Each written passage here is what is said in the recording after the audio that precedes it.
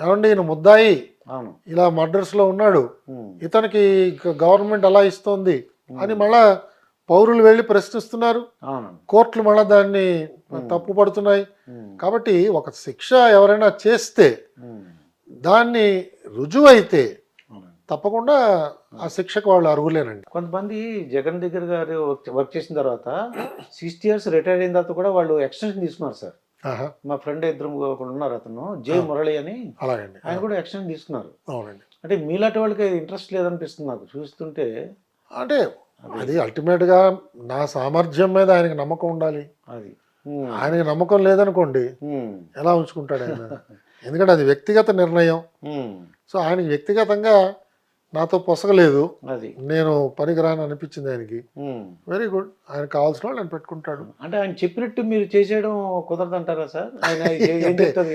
అంటే ఇవన్నీ కూడా బాగా నలిగిన అంశాలే. అవునండి. నాకు ఒక రకమైన బ్యాక్‌గ్రౌండ్ ఉంది. హ్మ్. ఒక ట్రైనింగ్ ఉంది. అవును. కొన్ని ఉద్దేశాలున్నాయి. అవును. కొన్ని లక్షణాలు నేను హ్మ్. ముందు నుంచి పాటిస్తూ వచ్చాను. అవును. అసలు మీ దగ్గర రావడానికి భయపడతారు అందరూ. నాకు కొన్ని చాలా మంది తెలుసు. కొన్ని విలువలు అవును. పాటిస్తున్నాం. ఆయన దగ్గరికి ఎళ్ళకండ్రా బాబు, ఆ ఫైల్ అక్కడికి కానీ అంటుంటారండి. అంటే అవును. మనం అంటే ప్రభుత్వం దగ్గర జీతం తీసుకుని, హ్మ్. ఈ విధమైన హోదా ఇచ్చి ప్రభుత్వం నడిపిస్తున్నప్పుడు హ్మ్. మా తల్లిదండ్రులు నా నుంచి ఆశించింది గానీ, అవును. మా గురుదేవులు నా దగ్గర నుంచి ఆశించేది గానీ, హ్మ్. నా మిత్రులు నా దగ్గర నుంచి ఆశించేది గానీ, నాకు పాఠాలు నేర్పించిన సీనియర్సు, హ్మ్. నాకంటే ముందు సర్వీస్‌లో చేరి రిటైర్ అయిన వాళ్ళు, అవును. వాళ్ళందరి దగ్గర నేను రేపు తల ఎలా ఎత్తుకుని నడుస్తానండి. అది. మనం జీవించినంత కాలం కూడా హ్మ్. చక్కగా హాయిగా ఆనందంగా జీవించాలి. రాత్రి పడుకోగానే నిద్ర పట్టాలి. అది 1 ఇయర్, 2 ఇయర్స్ ఎక్స్‌టెన్షన్ గురించి చెప్పినట్టుకల్లా మీరు చేయలేరు. నాకు అవసరం అనిపించలేదండి. నాకెవరు హ్మ్. ఆఫర్ కూడా చేయలేదు. హ్మ్. నాకేమీ ఎవరు ఆఫర్ చేయలేదు. హ్మ్. ఇంకా నేను నవంబర్ ఎండ్ కల్లా మా ఇంటికొచ్చేసాను. హ్మ్. ఏప్రిల్‌లో ఎలాగో రిటైర్ అయ్యేవాడిని. హ్మ్. సో, అంటే ఒక సుమారు 4, 5 నెలలు ముందొచ్చేసారు. ముందొచ్చేసాను. హ్మ్. 4 నెలలు, 5 నెలలు హాఫ్ పే లీవ్ హ్మ్. కింద లీవ్ తీసుకున్నాను. ఓకే. 4, 5 నెలలు ఇంట్లో హాయిగా కూర్చున్నాను. హ్మ్. ఏదో గ్రంథాలు చదువుకున్నాను. ఏదో నాకు తోచిన పూజలు, నా పద్ధతులు నా ప్రకారంగా జీవించాను. అంటే మీ కుటుంబ సభ్యులెవరు చెప్పినట్టు చేసేయొచ్చు కదా! ఇంకా 6 నెలలే కదా! డబ్బులు లేదండి. కోట్లు మా అంటే ఇప్పుడున్న జనరేషన్ వాళ్ళు ఏమంటారంటే వాళ్ళు అనుకున్న మాట అనమాట. ఆయన చెప్పినట్టు నడుచుకుంటే బోలెడు కోట్లు, కోట్లు లేదు. లేదు. సంపాదించు. నాకొక్కరు కూడా అలా చెప్పలేదండి. హ్మ్. ప్రత్యేకంగా మా భార్యని ఒకవేళ తీసుకుంటే, హ్మ్. వాళ్ళ నాన్నగారు కూడా చాలా చాలా గొప్ప నైతిక విలువలను ఆయన విలువలు. పాటించారు జీవితంలో. సామాన్యమైన జీవితం వాళ్ళు నడుపుతున్నారు ఇవాళ. హ్మ్. ఆయన కూడా కేంద్ర ప్రభుత్వంలో కార్యదర్శి స్థాయికి వెళ్ళి రిటైర్ అయ్యారు. హ్మ్. కానీ ఎక్కడ ఆయన చేయి చాచి అడిగిన దాఖలాలు లేవు. అవును. నిబద్ధతకి ఆయన హ్మ్. చెప్పింది పేరు. మరి అలాంటి ఇంట్లోంచి వచ్చింది మా ఆవిడ. సో, హ్మ్. మా ఆవిడ కూడా ఎప్పుడైనా ఇబ్బంది కలిగితే హ్మ్. ఆవిడ నాకేమీ ఇబ్బంది కలిగించలేదండి. అదండి. అనేక రోజులు మేము ఇంచుమించుగా పస్తూ ఉండి హ్మ్. పడుకున్న పరిస్థితులు నాకు నాకు అనుభవం అయ్యాయి. ఓకే. ప్రధాన కార్యదర్శిగా చేసి హ్మ్. హైదరాబాద్‌కొచ్చిన తర్వాత హ్మ్. ఇంచుమించుగా ఆ స్థితిలోనే నేను జీవించానండి. హ్మ్. ఎందుకంటే హాఫ్ పే లీవ్. అవును. హాఫ్ పే అంటే పెన్షన్‌లో హాఫ్ వచ్చేది నాకు. అవును. అంటే ఒక 50,000, 60,000తో హ్మ్. ఒక ఇల్లంతా నడపడం అంటే ఎంత కష్టమో మీకు తెలుస్తుంది. అవును. కానీ నడిపేవాళ్ళం. హ్మ్. ఉన్న దాంతోనే సర్దుకునేవాళ్ళం. హ్మ్. ఒకవేళ పంచపక్ష పరమాణాలు తినలేకపోతే హ్మ్. ఏదో మనకి తోచింది ఏదో చేసేది. హ్మ్. మా ఆనందం మేము హాయిగా జీవించాం. ఎవరి దగ్గరికి వెళ్ళి దేహి అని అడగలేదు. హ్మ్. నేను హాయిగా హ్మ్. ఆవిడ నాకు పూర్తిగా సహకరించింది. హ్మ్. నాకు గొప్ప స్ఫూర్తినిచ్చింది. అది. నన్ను ఎక్కడా కూడా తప్పు పట్టలేదు. హ్మ్. అడిగింది ఏమైందని. హ్మ్. వివరాలన్నీ చెప్పాను. ఏ సంఘటన జరిగినప్పుడైనా హ్మ్. ఆవిడకి తెలియపరచవలసిన విషయాలన్నీ తెలియపరిచేవాడిని. హ్మ్. ఎక్కడ ఆవిడ ఆందోళన పడలేదు. అది. ధైర్యంగా ఉండమని చెప్పేది. హ్మ్. ఆ విధంగానే అది. మా పిల్లలు కూడా అంతే. హ్మ్. మా అబ్బాయి గానీ, మా అమ్మాయి కానీ హ్మ్. వాళ్ళెవరూ కూడా మాకు ఇలాంటి సౌకర్యాలు కావాలి. హ్మ్. మేమేదో పుట్టినప్పటి నుంచి ఐఏఎస్ ఆఫీసర్ పిల్లలు కాబట్టి అవును. మేమేదో పెద్ద పెద్ద హ్మ్. ఇంపోర్టెడ్ కార్స్‌లో ట్రావెల్ చేయాలి హ్మ్. అని అలాంటిది ఎక్కడా కూడా ఇప్పుడు లేదు. వాళ్ళేం మాట్లాడలేదు. హ్మ్. ఉంటే కార్‌లో వెళ్తారు, లేకపోతే ఆటోలో వెళ్తారు. హ్మ్. బస్సులో ప్రయాణాలు అనేక సార్లు మా ఆవిడ కూడా చేసింది. సో, ఇదేమి పెద్ద హ్మ్. సమస్య కాదండి.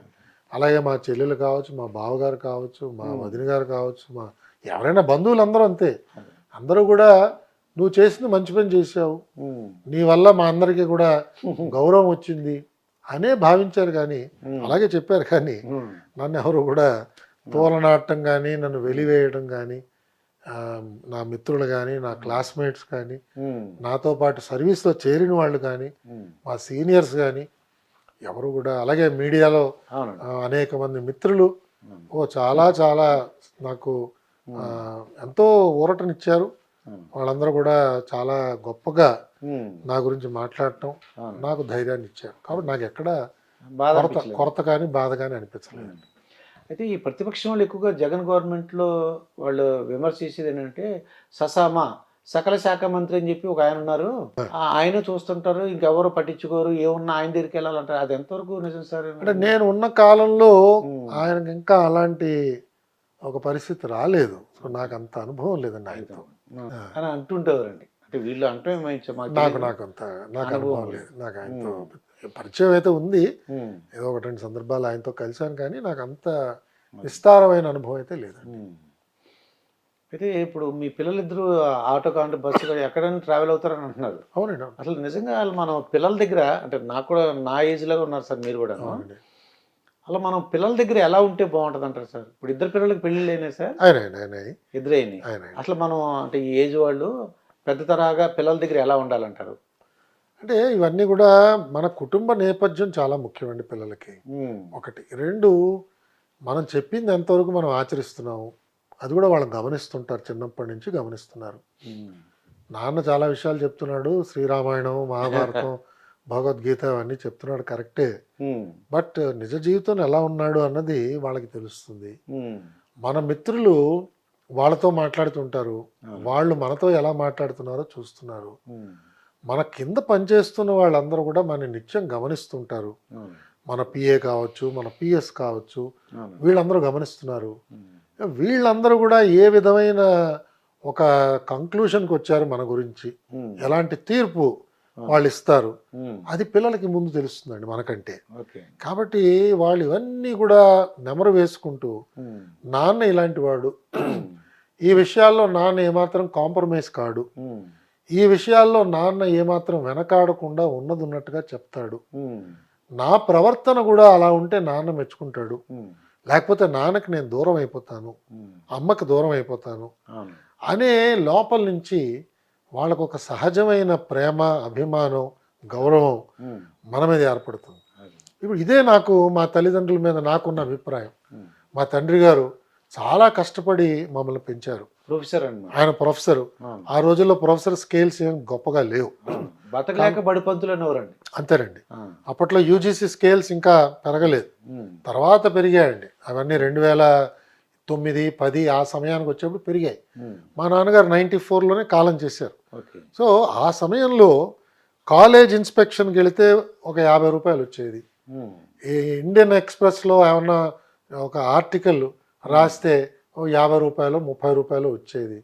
అలాంటి వాటిని చేసి ఆ డబ్బు సంపాదించి మా ముగ్గురికి చదువులకి హాస్టల్స్కి పంపించి, వాళ్ళ ఉండే ఇల్లు దాన్ని అసహజంగా ఒక పోర్షన్ని దాంట్లో తయారు చేసి ఆ పోర్షన్ ఏమో అద్దెకిచ్చి ఆ డబ్బులు కూడా మిగిల్చి మాకు చదువుకి వినియోగించేవారు.